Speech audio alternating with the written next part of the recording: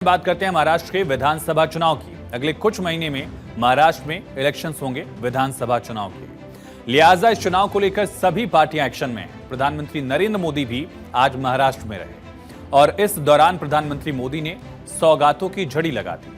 PM Modi पहले मुंबई पहुंचे, फिर पालघर गए और पालघर में छत्रपति शिवाजी महाराज की प्रतिमा गिरने पर प्रधानमंत्री ने माफी मांगी है।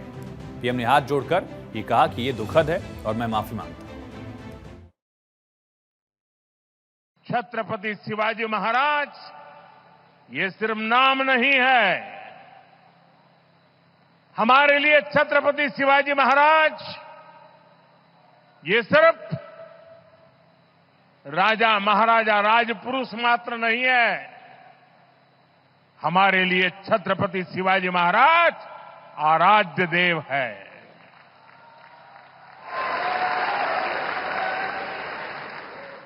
और मैं आज सर झुका करके मेरे आराध्य देव छत्रपति शिवाजी महाराज की उनके चरणों में मस्तक रख के माफी मांगता हूं।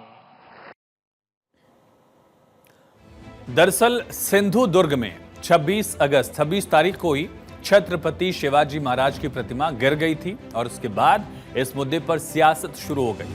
प्रतिमा गिरने पर विपक्ष ने कई सवाल भी उठाए क्योंकि प्रतिमा का दरअसल अनावरण भी खुद प्रधानमंत्री ने ही किया था। इस वजह से विपक्ष के लिए एक बड़ा मुद्दा था।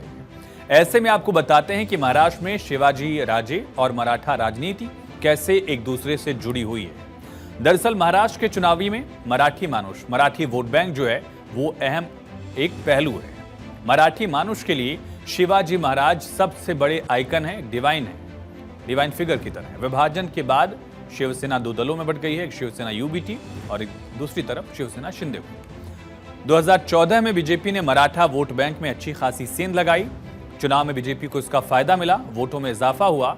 लेकिन मूर्ति गिरने के बाद अगर नाराजगी बढ़ी तो उसको दूर करने के लिए खुद प्रधानमंत्री सामने आए, माफी मांगी पीएम ने, ताकि मराठी मानुष को इस मुद्दे पर अपने साथी रखा जाए। यानी मराठा वोट बैंक जो है वो छिटके ना, ये प्रयास लगातार किया जा रहा है। एक तरफ मराठा आरक्षण का इशू भी महाराष्ट्र में गरमाया हुआ है, दूसरी तरफ प्रतिमा गिरना। पीएम नहीं चाहते कि इस मुद्दे पर राजनीति का कोई भी मौका विपक्ष या किसी दल को मिले और इसी वजह से स्वेच्छा से प्रधानमंत्री ने इसको लेकर माफी भी मांगी और शिवाजी को भी, महाराज को भी नमन किया है। दूसरा पहलू उसका आप राजनीतिक आयाम जो है इस तरह से देख सकते हैं कि 2014 में मराठा वोट बैंक बीजेपी के साथ जुड़ा। शिवसेना का भी इसमें एक बड़ा हिस्सा है मराठा वोट बैंक में, लेकिन शिवसेना में दो फाड़ होने के बाद भी बीजेपी चाहती है कि ये वोट बैंक उसके साथ जुड़ा रहे। हालांकि 2024 के लोकसभा चुनाव में इसको लेकर माना जा रहा है, आकलन किया गया कि बीजेपी को कुछ नुकसान इस वोट बैंक ने किया है और यही वजह है कि बीजेपी इस मुद्दे को लेकर किसी भी तरह का कोई भी ऐसा इशू विपक्ष को नहीं देना चाहती। बहरहाल पालघर में पीएम मोदी ने हजारों करोड़ की सौगात दी है। पीएम मोदी ने इस दौरान वधावन बंदरगाह परियोजना की आधारशिला भी रखी और पालघर में पीएम मोदी ने कहा, देश के विकास में महाराष्ट्र का अहम योगदान है। साथियों, महाराष्ट्र का विकास ये मेरी बहुत बड़ी प्राथमिकता है। आज मेक इन इंडिया का लाभ महाराष्ट्र को हो रहा है।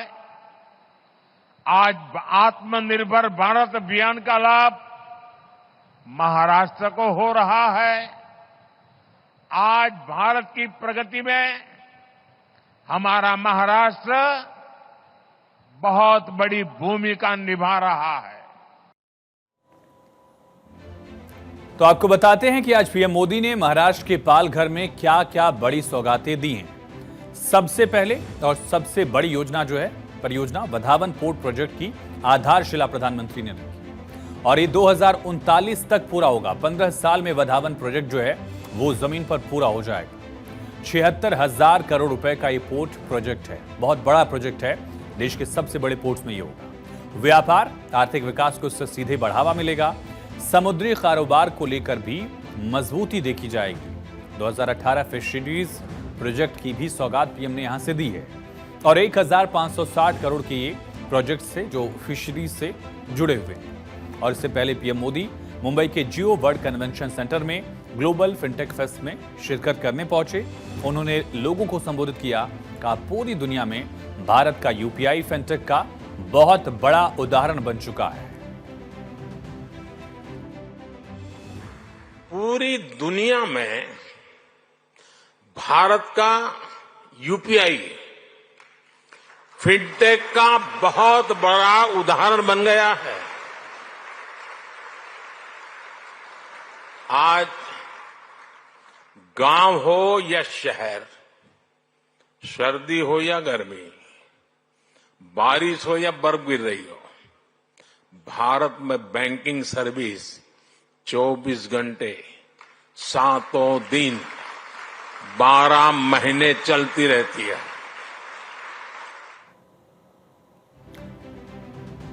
तो चुनाव आयोग जल्द ही महाराष्ट्र में विधानसभा चुनाव का ऐलान कर सकता है। ऐसे में पीएम मोदी ने विकास वाला दांव यहां खेला है ताकि विधानसभा में उनके गठबंधन को, एनडीए को, महायुति को अच्छी सफलता मिल सके।